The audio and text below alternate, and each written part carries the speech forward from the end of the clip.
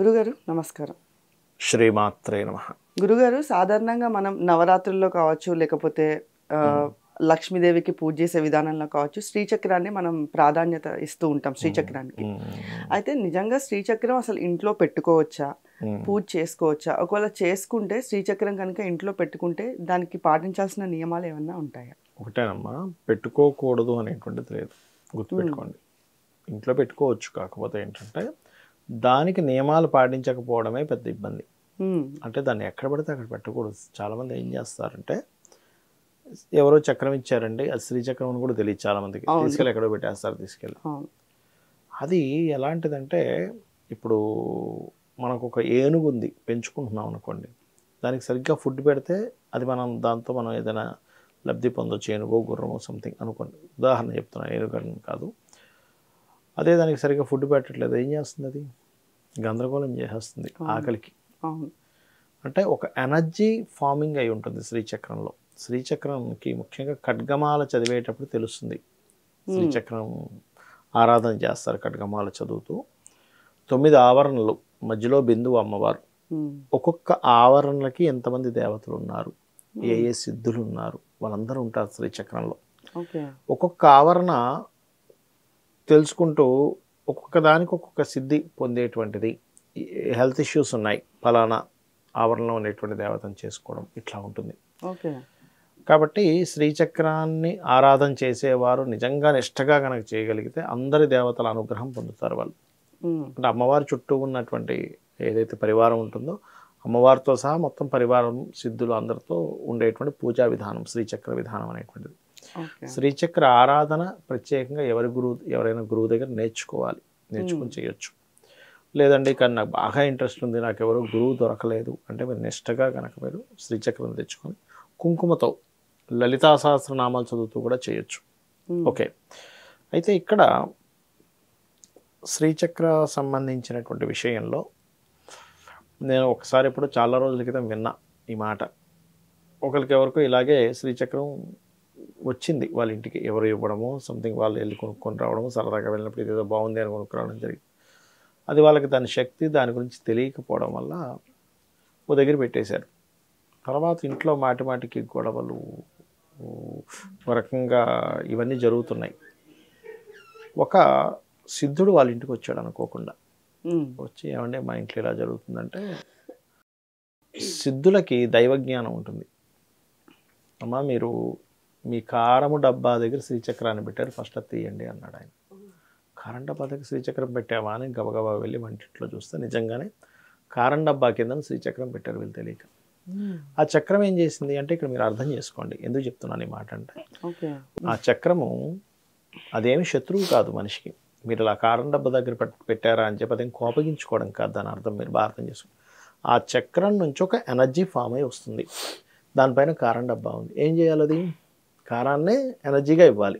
కారం ఇచ్చే ఫలితం ఏంటి? వేడి, కోపం, ఇవి వచ్చేస్తాయి ఎనర్జీ వచ్చినప్పుడు. అదే మనం పూజ గదిలో పెట్టుకొని ఒక కుంకుమతోనో పసుపుతోనో పూజ చేస్తున్నాం, గంధంతోనో, అప్పుడదే ఫలితం ఇస్తుంది. ఆ ఎనర్జీ ఏమిస్తుంది?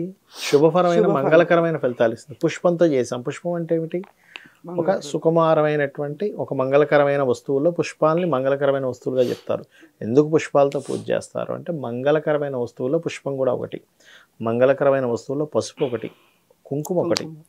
అందుకని ఏం చేస్తారు, ఈ పుష్పాలతోని వాటితో పూజ చేసినప్పుడు అక్కడుండే దేవతా గణములు ఎవరైతే ఉన్నారో శ్రీచక్రంలో 9 ఆవరణలోని వాళ్ళకి అది అందినప్పుడు భగవంతుడు ఎలా ఉంటుందంటే, ఇప్పుడు చూడండి, మనం ఏదైనా ఇస్తాం అనుకోండి, మనకి ఈ రివర్స్లో 100 రెట్లు మనకు వస్తుంది. అందుకే మనం ఏదైనా తిన్నప్పుడు కూడా, భోజనం చేసేటప్పుడు కూడా భగవత్ నామస్మరణ చేసుకుంటూ తినాలని, అతిథి లేకుండా భోజనం చేయకూడదని, ఇంకోరికి పెట్టకుండా మనం తినకూడదని చెప్తూ ఉంటారు. దేవతా లక్షణాలన్నీ ఏమిటంటే, మీరు ఏదైతే ఇస్తారో దానికి 100 రెట్లు ఇవ్వడం. వీళ్ళు ఏం చేశారు, తెలియక పాపం అక్కడ పెట్టేశారు. అదేం చేస్తుంది? ఎనర్జీ ఫైర్ రిలేటెడ్ సంబంధంగా స్ప్రెడ్ చేసింది ఇంట్లో. అందుకే గొడవలు, ఒళ్ళు మంటలు, ఒకరంటే ఒకరికి పడకపోవడం జరిగేది. అప్పుడు అది తీసి, అయ్యో ఎంత పెద్ద తప్పు చేసామంటే మీకు తెలియజేసింది, సరే పర్లేదు ఇప్పటికైనా ఇది చేసుకోండి అన్నారు. అక్కడి నుంచి వాళ్ళకి తగ్గాయి. అంటే ఏమిటంటే, సింపుల్గా మీరు అర్థం చేసుకోవాల్సింది, అదొక ఎనర్జీ పాయింట్ శ్రీచక్రం అనేటువంటిది. దాని మీద నువ్వు ఏం వేస్తున్నావు, దాన్ని నువ్వు ఎలా చూసుకుంటున్నావు, దాన్ని ఎలా కాపాడుకుంటున్నావు, ఎంత భక్తిగా నువ్వు పూజ చేస్తున్నావు, ఇది చేయగలిగితే బాగుంటుంది. కొన్నిసార్లు శ్రీచక్రం ఇంట్లో ఉన్నప్పుడు ఊరు వెళ్ళాల్సి వస్తుంది. అలాంటప్పుడు కుంకుమ, దాని మీద కుంకుమ మొత్తం పెట్టేసి నమస్కరించుకొని, తల్లి నేను ఒక 2 రోజులు ఊళ్ళో ఉండట్లేదని చెప్పుకోవచ్చు. అందరూ వెళ్ళినట్లయితే, ఎవరైనా ఒకరు ఇంట్లో ఉంటున్నారు, వాళ్ళని చక్కగా లలితాసహస్రనామాలు ఆన్ చేసుకొని కూడా చేసుకోవచ్చు శ్రీచక్ర ఆరాధన. కాకపోతే పద్ధతి పరంగా శ్రీచక్ర ఆరాధన కనుక నేర్చుకుంటే ఇంకా బాగుంటుంది. మనం ఈసారి ఎప్పుడైనా శ్రీచక్రం తీసుకొచ్చి దానిలో ఎక్కడెక్కడ ఏ దేవతలు ఉంటారో వాళ్ళ ఎనర్జీస్ ఏంటో కూడా మనం చెప్పుకుందాం. ఇప్పుడు నా దగ్గర లేదు కాబట్టి మనం చెప్పలేము, చెప్పుకుందాం దాని గురించి ఎప్పుడైనా. అయితే గురుగారు, శ్రీచక్రం ఆరాధన మీరు ఎలా చేయాలో చెప్పారు. అయితే నిత్యం దానికి కంపల్సరీగా ఆరాధన చేయాల్సిందేనా? అంటే కుంకుమార్చన అది చేయాల్సిందేనా నిత్యము? ఒక విషయం అమ్మా, మీ ఇంట్లో మీ తల్లిగారు ఉన్నారా? అవును. రోజు అన్నం పెట్టాలని అడుగుతారు ఎప్పుడైనా? అడగము. నీళ్ళు ఇవ్వాలని అడుగుతారా? ఇది అంతే, ఒక ఎనర్జీ, ఒక అమ్మ శక్తులు. ఎంతోమంది ఎన్నో రకాల దేవతా స్వరూపాలు ఉన్నాయి. వాటికి అసలు అడగడమే తప్పు. అసలు ఫస్ట్ ఓకే పెట్టాలా ఏంటి? అసలు వాడికి పెట్టాలి. మీ ఇంట్లో వచ్చింది అది. అంటే ఫస్ట్ ఆఫ్ ఆల్ ఏంటంటే, శ్రీచక్రం మీరు తెచ్చుకోగలిగారన్నా, ఎవరైనా ఇచ్చారన్నా, మీ ఇంటికి వచ్చిందంటే మీకు ఎంతో యోగం ఉంటే కానీ రాదు. ఎంతో యోగం ఉంటే రానప్పుడు మీరు దాన్ని ఎంత శ్రద్ధగా చూసుకోవాలి. ఇంకా అసలు చాలామంది అడుగుతుంటారు, ఇట్లా ఇంట్లో రోజు దీపం పెట్టాలా అండి, శ్రీచక్రం ఉంటే పూజ చేయాలండి, శివలింగం ఉంటే రోజు అభిషేకం చేయాలండి. అసలు దేవత ఉన్నది, భగవంతుడు ఉన్నాడని తెలుసుకోవడం కానీ, పూజ చేయడం కానీ, ఇలా శ్రీచక్ర ఆరాధన చేయడం కానీ, ఇవన్నీ ఏంటంటే మనకి ఇంకా ఉన్నత జన్మలు ఉన్నప్పుడే ఈ ఆలోచన వస్తుంది. గుర్తుపెట్టుకోండి, ఉన్నత జన్మలు లేవు, అధోగతిలోకి వెళ్ళిపోతున్నామంటే అసలు ఫస్ట్ ఈ ఆలోచనే రాదు. ఇంకా ఉల్టా ఎవరైనా చేస్తుంటే నవ్వడం, వీళ్ళకేంటో తెలియదు, పిచ్చోళ్ళలాగా దేవత ఇవి చేస్తున్నారు అనుకోవడం, ఇట్లాంటివి పెరుగుతూ ఉంటాయి. కాబట్టి ఒకటే గుర్తుపెట్టుకోండి, మీరు ఒకటే గుర్తుపెట్టుకోండి, ఎప్పుడైనా మన జీవితంలో ₹1 ఖర్చు పెట్టాము అంటే ఎన్నో ఖర్చు పెడుతుంటాం. కొన్ని లక్షల కోట్లు అయిపోతుంటాయి మనకి మొత్తం జీవితం చూసుకుంటే. కొన్ని లక్షలో కోట్లో ఖర్చు పెట్టేస్తాం లైఫ్ మొత్తం. మీరు ఖర్చు పెట్టే రూపాయి ఏదైనా హోమానికి కానీ, దేవతా కార్యానికి కానీ, బీదవాడికి ఆకలేస్తుంటే అన్నానికి కానీ, లేదా వాడికి ఒక వస్త్రానికి కానీ మీరు ఎప్పుడైతే ఖర్చు పెట్టారో ఇది మాత్రమే మీకు వస్తుంది. మిగతా మీరు ఖర్చు చేసిన ఏదీ రాదు. గుర్తుపెట్టుకోండి, సినిమా ఖర్చు పెట్టేసాం ఏం రావు. అంటే సినిమాలు చూడొద్దు అనట్లేదు నేను, సినిమా ఎంటర్టైన్మెంట్ కోసం చూసుకోండి వెళ్ళి, తప్పు కాదు. కానీ మీకు వచ్చేది ఏది అంటే, మీరు ఖర్చు పెట్టేటువంటి భగవత్ సంబంధమా, పరోపకారం కోసం చేసామా, ఇది మాత్రమే మీ వెంట మీకు పుణ్యంగా వస్తుంది. కాబట్టి దీని మీద మీరు రోజు చేస్తారా, వారానికి ఒకసారి చేస్తారా పూజ అనేటువంటిది మీరే తెలుసుకోవాలి. అయితే గురుగారు, ఈ క్వశ్చన్ నేను ఎందుకు అడిగానంటే, నేను చాలా మంది అడిగారు అనమాట. నాకు శ్రీచక్రం ఇంట్లో వచ్చింది, నేను పెట్టుకున్నాను, కానీ ప్రతి శుక్రవారం మాత్రమే నేను పూజ చేస్తున్నాను. అమ్మవారికి శుక్రవారం ప్రీతి కాబట్టి రోజు సాయంత్రం నేను అమ్మవారికి పూజ చేసినప్పుడు మాత్రమే చేస్తున్నాను. ఇలా నిత్యం చేయాలని చెప్పి నన్ను ఒకళ్ళు అడిగారు అనమాట. దాని గురించే అడిగాను. లేదు, మీరు అన్నది కరెక్టే. కొంతమంది అలా చేస్తుంటారు కానీ నిత్యం చేయాలమ్మా. కొంతమందికి ఏంటంటే భయం ఉంటుంది, అరే శ్రీచక్రం ఉంది, మనం ఏం చేయాలి. శ్రీచక్రం పూజించడం ఒక ఎత్తు అయితే, శ్రీచక్రం ఇంట్లో ఉన్నప్పుడు మనము గుర్తుపెట్టుకోండి, ఒక్క అబద్ధం కూడా ఆడకూడదు. చాలామంది తెలియక చిన్న అబద్ధాలు ఆడేస్తుంటారు. ఫోన్ చేస్తే ఎక్కడ ఉన్నామంటే, ఎక్కడో మీరుపేటలో ఉంటాడు, ఇక్కడే పక్కన సందులో వస్తున్నా అంటాడు. తీరా మళ్ళీ అరగంట ఏమైంది పక్క సందులో రావట్లేదంటే, అది పంచర్ అయింది చేయించుకొని వస్తుంది. అంటే ఏంటంటే ధైర్యం సరిపోవట్లేదు నిజం మాట్లాడడానికి. ఇంట్లో ఉన్నాను వస్తున్నా అరగంట అని చెప్పొచ్చు కదా, చెప్పలేరు. ఎందుకంటే వాళ్ళు ఏమనుకుంటారేమో, నన్ను ఇంకా రాలేదని ఫీల్ అవుతారేమో, ఇవన్నీ పెట్టుకోకూడదు. ఓపెన్గా చెప్పేయగలగాలి, ఇస్తానా ఇవ్వనా, ఏదైనా డబ్బులు లేకపోతే ఇవాళ అవుతుందా లేదా. ఎప్పుడైతే మీరు వాక్కుని కాపాడుకుంటూ ఉంటారో, వాక్కు అనేటువంటిది చాలా ముఖ్యమైనటువంటిది. మనం ఏదో మాట్లాడేస్తున్నాం కానీ శివశక్తుల యొక్క సంబంధం ఈజ్ వాక్కు.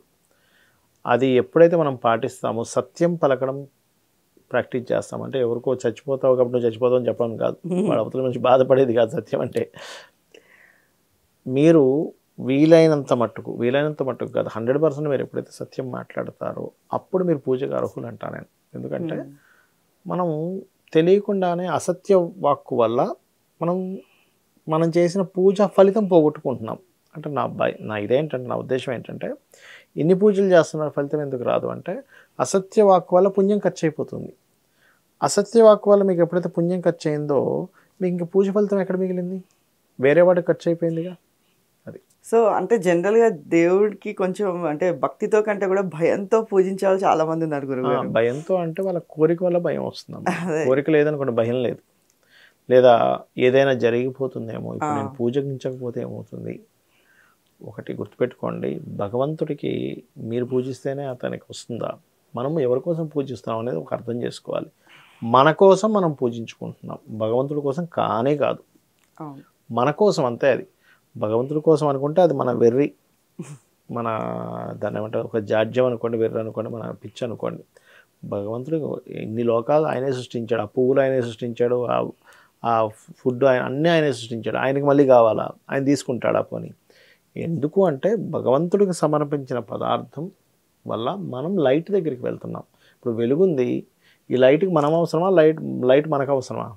మనకి లైట్ అవసరం, లైట్కి మనమేం అవసరం, దానికేం సంబంధం, అంతే కదా. ఈ వెలుగు ఎలా అయితే మనకు అవసరమో భగవంతుడు కూడా మనకు అవసరం. మనకి భగవంతుడికి మనమేం అవసరం లేదు. కాబట్టి అది ఆ సత్యం ఎప్పుడైతే తెలుసుకుంటామో, రోజు చేయాలా, నిత్యం చేయాలా.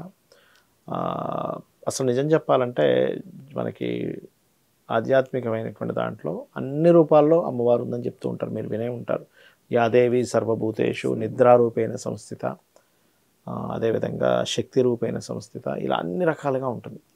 మీరు ఎప్పుడైనా నిద్రపోయే ముందు ఒక్కసారి అమ్మ నిద్రారూపేణ సంస్థిత నువ్వే తల్లి, నేను నిద్రపోతున్నాను అనుకుని నిద్రపోవడం. తినేటప్పుడు ఈ రూపంలో ఉన్నది నువ్వే, ఒక మాట్లాడేటప్పుడు వాక్కు రూపేణ సంస్థిత, వాక్కు రూపంలో ఉన్నది నువ్వే అని మీరు ఎప్పుడైతే అనుక్షణము ఇదంతా భగవత్ స్వరూపమే అని చెప్పి తలుచుకోగలిగితే దానికంటే మించిన పూజ మరొకటి లేదు. ధన్యవాదాలు. శ్రీమాత్రే నమః.